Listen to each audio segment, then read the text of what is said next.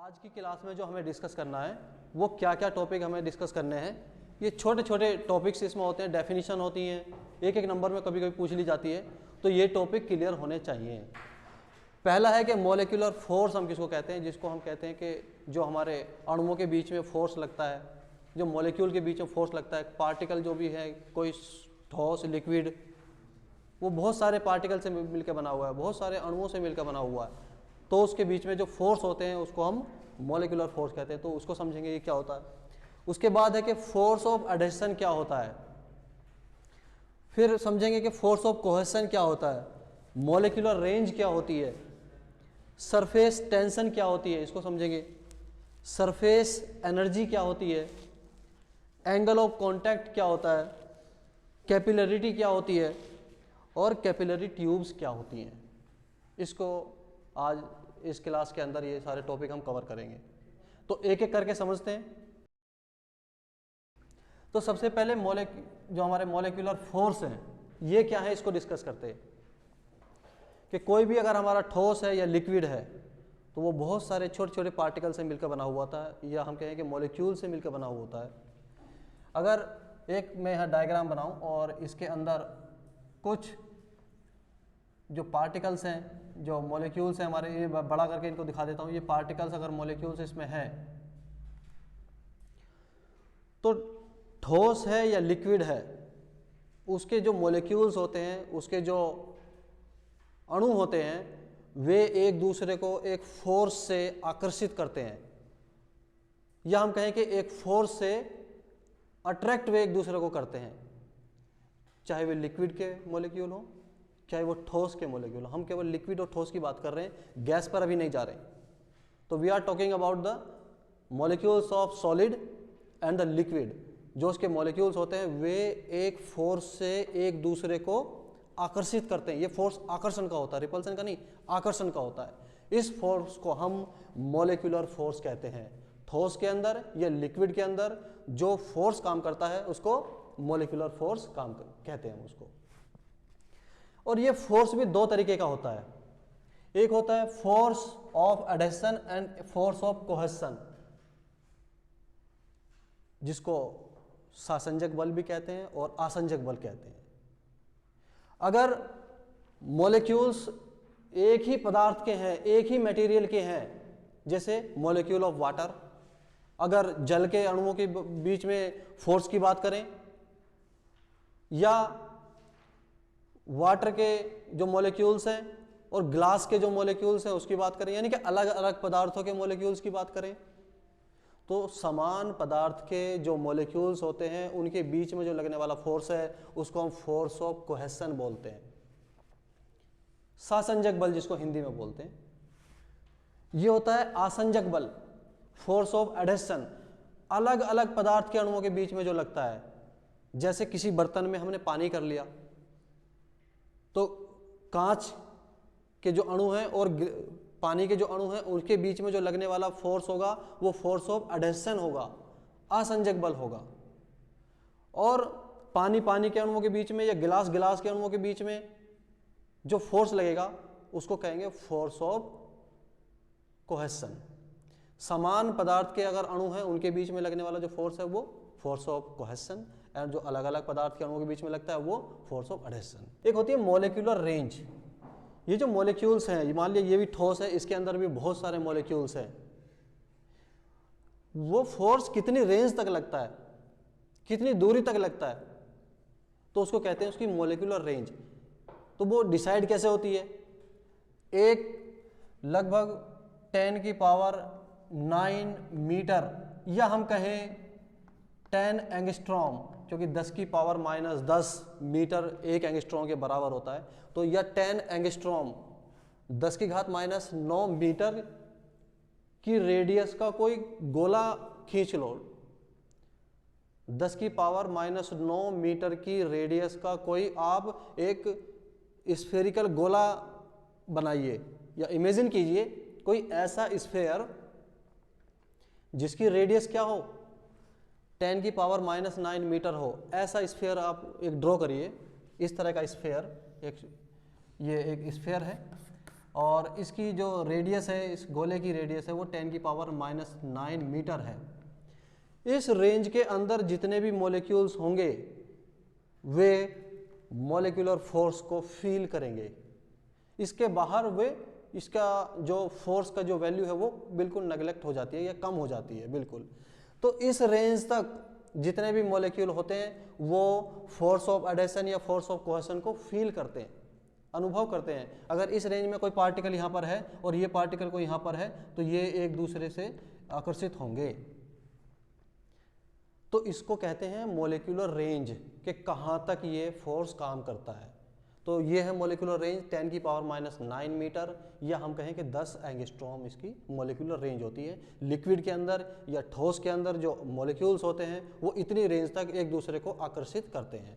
तो इसको कहते हैं एक रेंज, उसको कहते हैं मॉलिक्यूलर रेंज।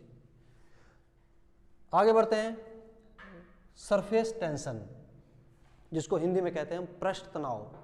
तो ये क्या होता है पृष्ठ तनाव? अगर लिक्विड की एक छोटी बूंद की कल्पना आप करें, बिल्कुल छोटी सी ड्रॉप लें, एक ये बहुत छोटी सी ड्रॉप मैंने ली है लिक्विड की, और एक बहुत ज़्यादा लिक्विड की कल्पना करो। बहुत ज़्यादा लिक्विड करोगे तो वो फ्लो हो जाएगा, लेकिन एक छोटी सी ड्रॉप लिक्विड की, आप पानी की एक छोटी सी ड्रॉप करो तो उसकी आकृति के बारे में कभी थोड़ा सा इमेजिन करो कि उसकी शेप कैसी होती है। कैसी शेप होती है? कुछ स्फेरिकल टाइप होती है। जितनी ज़्यादा छोटी बूंद होगी वो उतना ही स्फेरिकल दिखेगा, लेकिन जैसी बूंद वो बड़ी होती चली जाएगी थोड़ा फ्लैट होता चला जाएगा, बहने की कोशिश करेगा। लेकिन छोटी सी बूंद की अगर हम थोड़ा सा देखें, उसकी आकृति को देखें, तो उसकी पूरी सरफेस एक स्फेरिकल रूप लेने की कोशिश करती है। तो ऐसा उसकी पृष्ठ पे क्या होता है? अगर लिक्विड के अंदर जो मॉलिक्यूल्स हैं ये अपने आसपास के जो मॉलिक्यूल्स हैं वो सबसे एक दूसरे से चारों तरफ से आकर्षित होते रहते हैं। अगर ये मॉलिक्यूल यहाँ पर है, इस मॉलिक्यूल की बात करें तो वो इधर तो कोई इसके मॉलिक्यूल है नहीं, तो ये जो होगा वो अंदर वाले मॉलिक्यूल से ही आकर्षित होगा। जो बूंद अभी हम बता रहे हैं उसकी जो सरफेस होती है, उस सरफेस पे जो मॉलिक्यूल होंगे वो अपने अंदर वाले मॉलिक्यूल से आकर्षित होंगे, तो वो मॉलिक्यूल्स अंदर की तरफ को खींचने की कोशिश करते हैं। यानी कि छोटी बूंद की सतह की अगर आप बात करो तो उसका जो पृष्ठ होगा वो किसी ना किसी फोर्स से अंदर की तरफ को एक तनाव महसूस करता है। इस तनाव को ही पृष्ठ तनाव कहते हैं। जो एक बूंद के ऊपर, सरफेस के ऊपर एक तनाव, या हम कहें कि जैसे कोई एक झिल्ली आप देखिए जिसको खींच लेते हैं टाइट, तो एक वो जो मेम्ब्रेन होती है, झिल्ली होती है, तो वो भी एक खिंची हुई झिल्ली की तरह एक लिक्विड की सरफेस काम करती है जब छोटी सी बूंद की हम बात करते हैं। क्योंकि छोटी सी भी बूंद के अंदर भी बहुत सारे पार्टिकल्स हैं, बहुत सारे मॉलिक्यूल्स हैं। तो उसकी सतह की अगर हम बात करें तो उसकी सतह एक खिंचाव या तनाव महसूस करती है, और उस तनाव को ही हम पृष्ठ तनाव कहते हैं। इसकी परिभाषा हम कैसे देते हैं, डेफिनेशन इसकी कैसे देंगे, साइंस की लैंग्वेज में इसको कैसे परिभाषित करेंगे, तो वो इस तरह से करेंगे कि मान लेते हैं क्योंकि कोई हमारे पास ये एक लिक्विड का पृष्ठ है, सरफेस की बात कर रहे हैं, कोई भी लिक्विड है उसकी सरफेस की बात कर रहे हैं। ये इसके अंदर एक यहाँ पर ये कोई द्रव भरा हुआ है, लिक्विड यहाँ पर ये है, इस पर एक इमेजिनरी लाइन ड्रॉ करनी होती है, और उस पर उसके परपेंडिकुलर जो ये फोर्स काम करता है, एक सरफेस जो द्रव का है उस पर एक इमेजिनरी लाइन ड्रॉ की गई है, जिसकी लेंथ मानी गई है एल उसकी लेंथ मानी गई है। और इस इमेजिनरी लाइन पर इसके परपेंडिकुलर जितना फोर्स काम करता है एकांक लंबाई पर यूनिट लेंथ पर जितना परपेंडिकुलर फोर्स ये काम करता है उसको हम पृष्ठ तनाव कहते हैं। या इसकी डेफिनेशन हम इस तरह से देते हैं, इसको हम सरफेस टेंशन को T से डिनोट करते हैं, और ये होगा F/L।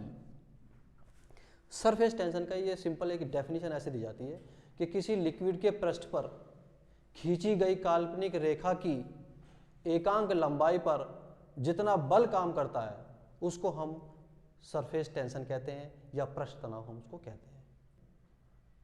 The perpendicular force acting on the per unit line drawn on the liquid surface is called surface tension. Force की क्या है, न्यूटन पर मीटर, तो इसकी यूनिट यहां से न्यूटन पर मीटर हो जाती है। SI यूनिट है, MKS यूनिट जिसको हम बोल देते हैं। और इसकी अगर डायमेंशनल फॉर्मूले की हम बात करें तो डायमेंशनल फॉर्मूला क्या होगा, यहाँ पर जो न्यूटन है फोर्स का डायमेंशनल फॉर्मूला होगा और मीटर का डायमेंशनल फॉर्मूला होगा। तो फोर्स का क्या है MLT-2, इसका क्या होगा L से L कैंसिल होगा तो क्या होगा MT-2। तो ये इसका डायमेंशनल फॉर्मूला हम इस तरह से फाइंड कर सकते हैं MT-2। तो ये सरफेस टेंशन की बात हुई। अब आती है सरफेस एनर्जी। अगर यहाँ पर ये सरफेस है और कुछ उसके ऊपर एक तनाव भी है तो उसके अंदर एक एनर्जी भी होती है। जैसे खिंची हुई रबड़ है, आप किसी रबड़ को खींच दीजिए और पकड़े रखिए, उसके अंदर एनर्जी है भी, छोड़ देंगे तो आगे को बढ़ के हाथ पर या कहीं पर भी वो फोर्स लगा सकती है या वहाँ पर चोट पहुँचा सकती है। तो ये सरफेस टेंशन के बारे में हुआ। आगे देखते हैं कि सरफेस एनर्जी क्या होती है। जो पृष्ठ ऊर्जा जिसको हम बोलते हैं कि लिक्विड की पृष्ठ ऊर्जा क्या होती है उसको समझते हैं। ये मान लीजिए एक हमने एक फ्रेम लिया है, ये फ्रेम है और इस फ्रेम को एक सोप सॉल्यूशन के अंदर डिप कर दिया है।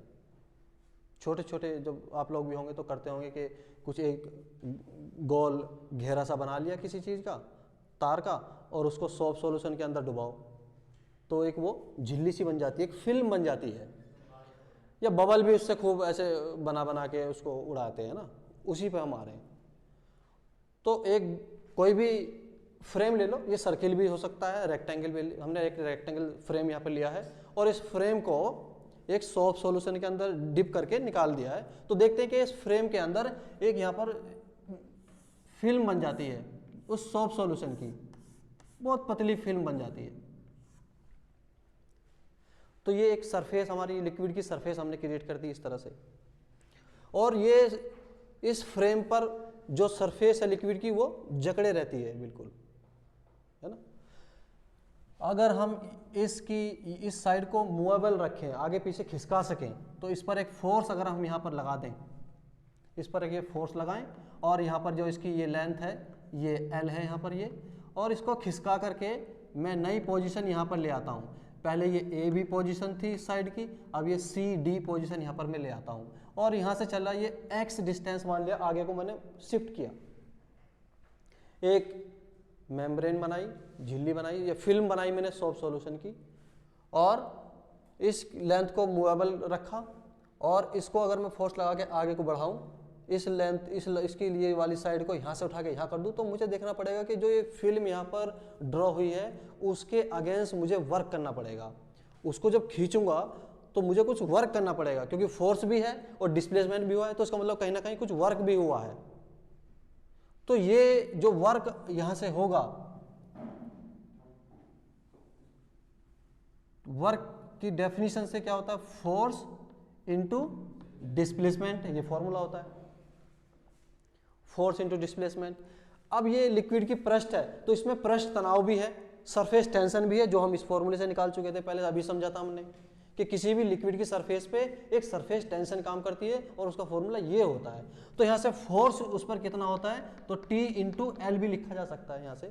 तो इतना फोर्स वो इसके इक्विवेलेंट होता है। तो यहाँ पर ये फोर्स ये होता है सरफेस टेंशन की टर्म में T into L into x.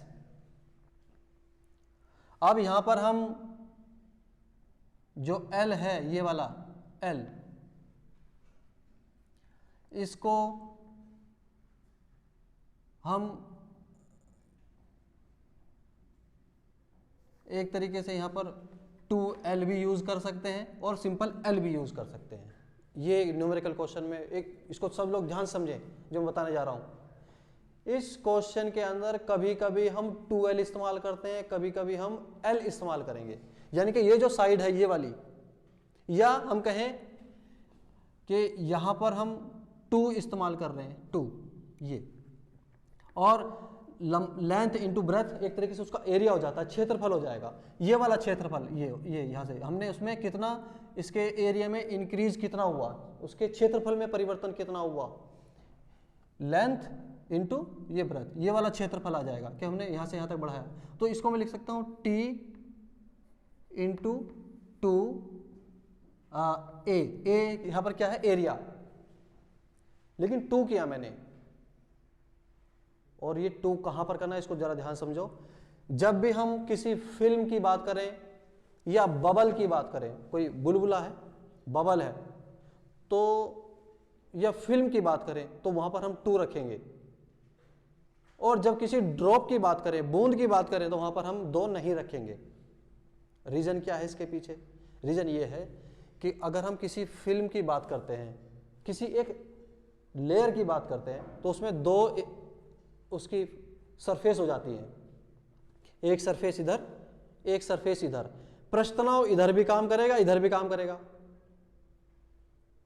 तो जब ये हम उसको खींचते हैं तो हमें इधर वाला जो सरफेस टेंशन है उसके विरुद्ध काम करना पड़ता है, इधर जो सरफेस टेंशन है उसके विरुद्ध भी काम करना पड़ता है। तो इसलिए हम एरिया को यहाँ पर 2 ले लेते हैं, 2 से मल्टीप्लाई कर देते हैं। लेकिन जब बूंद की बात करें, ड्रॉप की, तो ड्रॉप तो एकदम सॉलिड है, उस पर केवल ऊपर की ही सरफेस होती है, अंदर की बात नहीं करते। क्योंकि सरफेस टेंशन पृष्ठ की बात करते हैं, तो जहां पर 2 पृष्ठ होंगे वहां पर 2 लेंगे, जहां पर सिंगल पृष्ठ होगा वहां पर 2 नहीं लेंगे, 1 लेंगे। तो यहाँ पर जो भी फिल्म होगी, अगर हम किसी फ्रेम पे फिल्म बनाते हैं तो उसकी 2 सरफेस होती है। बुलबुला होता है वो अंदर से तो खाली होता है, तो इसीलिए उसकी इनर सरफेस और आउटर सरफेस, उसकी 2 सरफेस होती है, वहां पर भी हम 2 लेते हैं। न्यूमेरिकल में इस चीज़ का ध्यान रखना पड़ता है। तो ये इसका वर्क यहाँ पर ये होता है, और यही वर्क, ये जो किया गया कार्य है, यही उस पृष्ठ की पृष्ठ ऊर्जा कहलाती है। यही है वो पृष्ठ ऊर्जा। या हम यहाँ से सरफेस टेंशन की डेफिनेशन को उसकी सरफेस एनर्जी की टर्म में भी डिफाइन कर सकते हैं। ये यहाँ से फॉर्मूले से एक हमने परिभाषा यहाँ से दी थी सरफेस टेंशन की, एक परिभाषा यहाँ से भी दी जा सकती है कि अगर हम किसी फिल्म का क्षेत्रफल बढ़ाएं तो उसके क्षेत्रफल को वृद्धि करने में जितना कार्य किया जाता है उसी को उस पृष्ठ की पृष्ठ सरफेस टेंशन हम कहते हैं, है ना। सरफेस टेंशन की डेफिनेशन यहाँ से भी दे सकते हैं। अगर हम एरिया को क्या कर दें, एकांक कर दें, किसी पृष्ठ के क्षेत्रफल में एकांक वृद्धि करने के लिए जितने कार्य की आवश्यकता होती है या जितना कार्य किया जाता है उसी को हम सरफेस टेंशन कहते हैं या पृष्ठ तनाव भी कहते हैं। यहाँ से इसकी यूनिट भी दी जा सकती है, क्या, जूल पर मीटर स्क्वायर। तो एक और यूनिट यहाँ से भी आ जाएगी, तो जूल पर मीटर स्क्वायर हो जाएगी, लेकिन डायमेंशनल फॉर्मूला वही निकल के आएगा जब भी इसको हल करोगे। तो ये हुआ सरफेस टेंशन के बारे में या सरफेस एनर्जी के बारे में। अब देखते हैं कि लिक्विड के अंदर एंगल ऑफ कॉन्टैक्ट क्या होता है, स्पर्श कोण जिसको हम बोलते हैं। तो एंगल ऑफ कॉन्टैक्ट क्या है उसको समझ लेते हैं। अगर एक बर्तन के अंदर मैं ये लिक्विड यहाँ से फिल करूँ, एक डायग्राम यहाँ बना देते हैं। ये एक बर्तन है और इसके अंदर मैंने एक वाटर यहाँ पर लिया हुआ है, ये वाटर। इसकी शेप को मैं कुछ कॉनकेव टाइप दिखा रहा हूँ। इसमें यहाँ पर मैंने वाटर फिल किया हुआ है और इसकी जो शेप है उसको मैंने एक कॉनकेव शेप में दिखाया है। इसका रीजन क्या है उसको समझते हैं। इसका रीजन यहाँ से पता चलेगा फोर्स ऑफ एडहेशन से और फोर्स ऑफ कोहेशन से। जब हम किसी कांच के गिलास में पानी भरते हैं तो गिलास के मॉलिक्यूल के बीच में और पानी के मॉलिक्यूल के बीच में फोर्स ऑफ एडहेशन काम करता है। तो यहाँ पर जो फोर्स ऑफ एडहेशन होता है बिटवीन वाटर एंड गिलास के पार्टिकल के बीच में, वो ज़्यादा होता है पानी के जो मॉलिक्यूल्स है उसके बीच में लगने वाला। इसलिए पानी गिलास को भिगो देता है या पानी गिलास से चिपक जाता है। कभी कभी एक नंबर में क्वेश्चन पूछ लिया जाता है कि पानी गिलास को भिगो देता है जबकि मरकरी या पारा कांच को नहीं भिगोता है। तो उसका आंसर यहाँ से आता है। तो उसका आंसर ऐसे दिया जाता है कि पानी के बीच में लगने वाला जो सासंजक बल है वो पानी और कांच के बीच में लगने वाला जो असंजक बल है उससे कम होता है, इसलिए पानी गिलास से चिपक जाता है। या पानी गिलास को भिगो देता है, जबकि पारे का जो मॉलिक्यूल्स है उसके बीच में लगने वाला जो आसंजक बल है वो ज़्यादा होता है पारे और गिलास के मॉलिक्यूल से, इसलिए वो गिलास को नहीं भिगोता है। तो वहाँ से इसका आंसर दिया जाता है। तो यहाँ पर जो ये कॉनकेव शेप आई है ये दिखाता है कि ये जो पानी है वो गिलास की सतह पर चिपक गया है और इस तरह की आकृति वहाँ पर वो लेता है। लेकिन इस तरह की आकृति हम बड़े बर्तन में देखेंगे तो दिखाई नहीं देती, लेकिन जब हम बात करेंगे केश नली की, कैपिलरी ट्यूब की, बहुत बारीक ट्यूब की करते हैं, तो वहाँ पर इसकी जो लिक्विड की हाइट है वो ऊपर नीचे होती है। तो उसको भी डिस्कस करेंगे अभी आगे। तो ये जो शेप आ रही है ये पानी और गिलास के बीच में जो लगने वाला फोर्स ऑफ एडहेशन है वो ज़्यादा होता है पानी के मॉलिक्यूल के बीच में जो फोर्स ऑफ कोहेशन लगता है, इसलिए ये इसको भिगोता है और इसकी शेप कुछ कॉनकेव टाइप की आ जाती है। लेकिन यही बात अगर मैं बर्तन के अंदर कोई पारा भर लूँ या मरकरी भर लूँ तो फिर उसकी शेप कुछ कॉन्वेक्स टाइप की हम यहाँ पर दिखाते हैं। क्यों? क्योंकि जो यहाँ पर ये मरकरी है, पारा है, पारे के बीच में जो लगने वाला फोर्स है वो ज़्यादा होता है पारे और गिलास के बीच में लगने वाले फोर्स से, तो इसलिए पारा गिलास को नहीं भिगोता है और अपनी शेप कुछ कॉन्वेक्स टाइप की ले लेता है। तो यहां पर अब बात कर रहे थे हम एंगल ऑफ कांटेक्ट की। स्पर्श कोण क्या होता है? तो स्पर्श कोण ये होता है कि ये जो यहां पर पॉइंट है, ये एक लाइन लिक्विड के अंदर को ड्रॉ करो बिल्कुल सतह से मिली हुई बर्तन के, और एक लाइन जो ये कर्व है ये वाला, इससे एक स्पर्शी खींचो अंदर की तरफ को, ये। तो ये जो एंगल होता है this is the angle of contact. Liquid के अंदर ये क्या है? This is the angle of contact. क्या? एक स्पर्शी बिल्कुल बर्तन की साइड से खींचो और एक स्पर्शी आप कहां से खींचेंगे कि ये जो यहां पर आर्क है इसके अंदर की तरफ को इसको एक स्पर्शी खींचिए, एक इस पे टेंजेंट ड्रॉ कीजिए, तो इनके बीच में जो एंगल होगा this is the angle of contact. और ये न्यून कोण होता है। यहां पर भी सेम हम वही काम करेंगे कि जो ये बर्तन है उसकी तरफ को एक स्पर्शी या टेंजेंट ड्रॉ करिए और जो ये आर्क यहां पर बनी हुई है इस पर एक ये स्पर्शी ड्रॉ कीजिए और ये जो एंगल होता है this is the angle of theta for mercury. अगर मरकरी बर्तन में हम भर दें तो उसके लिए एंगल ऑफ कांटेक्ट ये होगा, और जो अधिक कोण कहलाता है, जबकि ये न्यून कोण कहलाता है, ये 90 से छोटा होता है, ये 90 से बड़ा होता है। और अगर हम यहाँ पर लिक्विड चेंज कर दें तो ये थीटा भी चेंज हो जाता है। हो सकता है वाटर भर दिया आपने या कुछ ऑयल भर दिया या कुछ और चीज़ भर दी, शहद भर दिया या कुछ द्रव चेंज करते ही ये थीटा भी चेंज हो जाता है। पानी अगर किसी गिलास के बर्तन में भरा गया है तो वहाँ पर ये थीटा लगभग 8 डिग्री के आसपास होता है, 8 डिग्री के आसपास यहाँ पर होता है। लेकिन यही अगर आप पारे के केस में देखा जाए तो ये लगभग 135 डिग्री के आसपास होता है। लिक्विड चेंज कर देंगे तो ये एंगल भी चेंज हो जाएंगे। ये मरकरी के लिए है जब गिलास के बर्तन में भरा गया है, पारे के लिए, ये वाटर के लिए है जब गिलास के उसमें भरा जाता है। लिक्विड बदलने से भी एंगल बदल जाता है। तो ये गिलास का बर्तन है जब पानी का, तो लगभग ये न्यून कोण 8 डिग्री होता है, यहाँ पर लगभग 135 डिग्री होता है। तो ये हो गया एंगल ऑफ कॉन्टैक्ट, स्पर्श कोण जिसको हम बोलते हैं यहाँ पर। उसके बाद आता है कैपिलरिटी क्या होती है। लिक्विड की ये भी एक प्रॉपर्टी के जिसको हिंदी में बोलते हैं हम केशिकातु बोलते हैं इसको, कैपिलरिटी या कैपिलरी एक्शन इसको हम बोलते हैं। तो उसको समझ लेते हैं कि कैपिलरी एक्शन क्या होता है। फिर से वही मैं एक यहाँ पर लिक्विड, यहाँ पर ये वाटर इसमें फिल कर देता हूँ और एक ट्यूब मैंने इसमें, गिलास की एक ट्यूब है, बहुत पतली ट्यूब इसमें ली है, केश नली इसको मैं बोल रहा हूँ। केश मतलब जो बाल है हमारे उसकी त्रिज्या के बराबर है ऐसी ट्यूब ली मैंने, कांच की एक ट्यूब ली और इतनी छोटी, कितनी छोटी कि जो हमारा केश है उसकी त्रिज्या के बराबर ली लगभग। इसीलिए इनको नाम दिया जाता है केश नली, केसी है ना, कैपिलरी ट्यूब।